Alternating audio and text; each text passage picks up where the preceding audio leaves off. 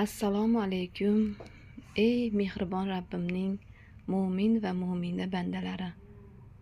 Mana yurtimiz tinch, osmonimiz musaffo.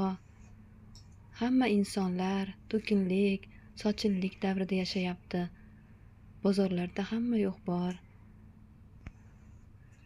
Shuning uchun ey mo'mina ayollar, farzandlarimizga, o'g'il qizlarimizga chiroyli tarbiyalarni berib, yurtimizga, xalqimizga o'qib, ilmli bo'lib, chiroyli xizmatlarni qiladigan farzandlar qilib yetishtiraylik. Bu biz onalarning vazifasi. Mana yaypanimizda Ziyo kitoblar do'konida siz izlagan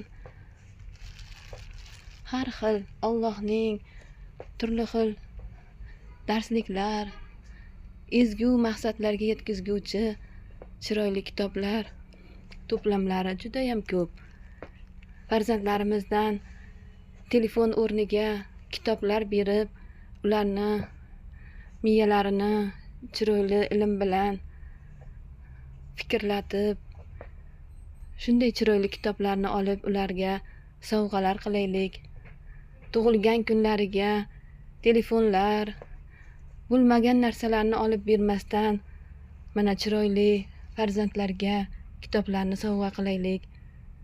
Bu kitoblarni o'qigan farzandlar kelajakda ilmli, yetuk farzandlar bo'ladi. O'zimizga ertaga chiroyli, ibratli farzandlarni katta qilibsiz deb bizga rahmatlar olib keladi.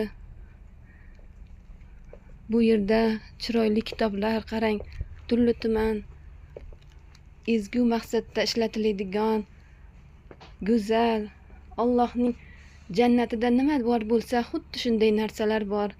Mana shu yerga kelinglar. Bu yerda ezgu maqsadda ishlatiladigan narsalar sotiladi. Mo'mina ayollar, iltimos, farzandlarga kitob beraylik. Allohim ham kitob o'qigan farzandni kelajakda ilmli, yetuk farzand qilib ko'rib, o'sha farzandga chiroyli ibratlarni berishadilar. Shuning uchun mana shu yerda siz izlagan, xohlagan kitoblar bor. Kitob insonni do'sti. Bu insonga katta kelajakda yaxshi amallarni beradi.